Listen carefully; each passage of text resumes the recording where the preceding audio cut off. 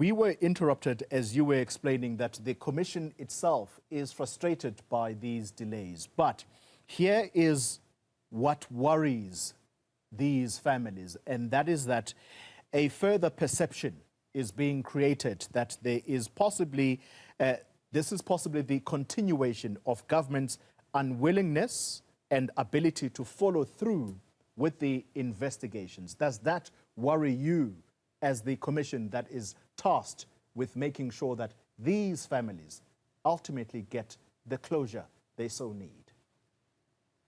It is obviously that perception that worries us a lot, because we do not want to be mired, or our processes to be mired within those kind of perceptions. We do want to do our investigation and our evidence leading and hearing of these evidence with the highest levels of integrity and credibility. We do want to conclude with a report that is of the highest quality and that has or that articulates the kind of recommendations that the public needs. And it is unfortunate that all of these feed into a narrative that we have no control over, but we do also not have a view over. But we are concerned that it would feed into some milieu that might undermine our work. Yeah.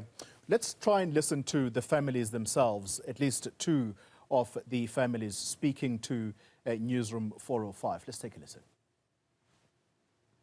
Ndiziva kabuhlungu ngoba ndibona i-delay tactics, si-strategy sokudelaya noba sibuya kweliphina isebe lika-government kulama department yinto yokuba kukwenziwa ukuba le nto ingenziwa ikhawuleziswe ilungiswe isolve kuvele ubunyani ngoba thina singama-victims we-apartheid alala phandle kwi-constitutional court sineminyaka mibini silala siprotesta phambi kwe-court.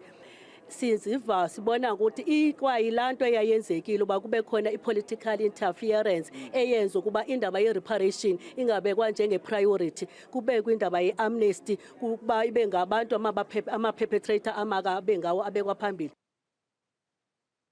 I'm unhappy. I think the state had time to resolve the issue on who becomes the evidence leader for the inquiry. I mean, it's the state which put the inquiry up. It actually should be us, possibly family members also, who says we are not happy about this and that, either the terms or anything. But it just shows how untidy the state has been on all these cases.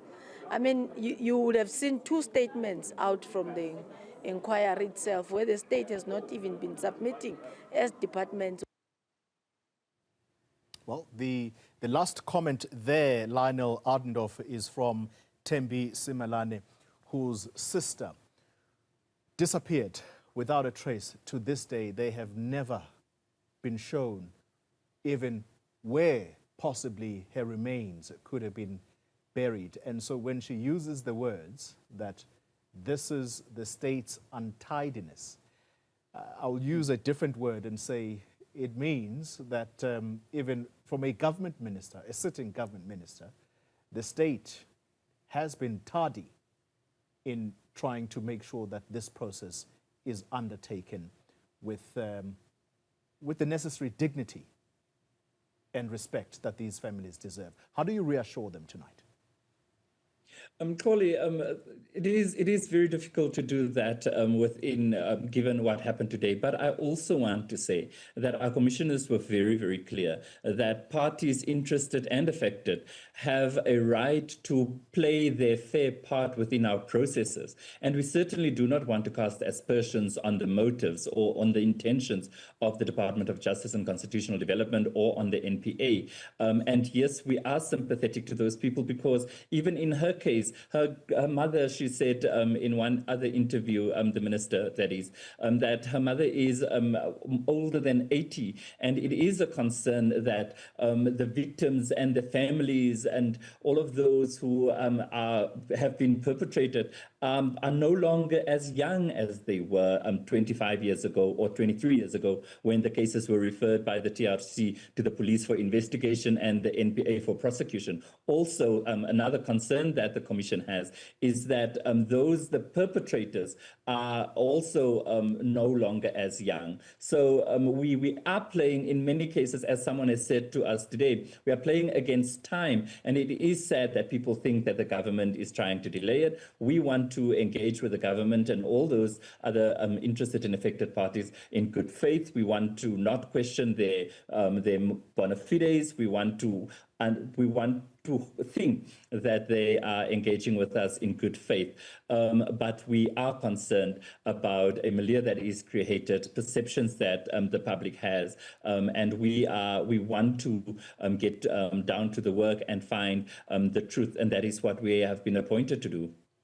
Lionel Adendorf, thank you very much for your time speaking on behalf of the Khampepe Commission of Inquiry. Thank you for your time.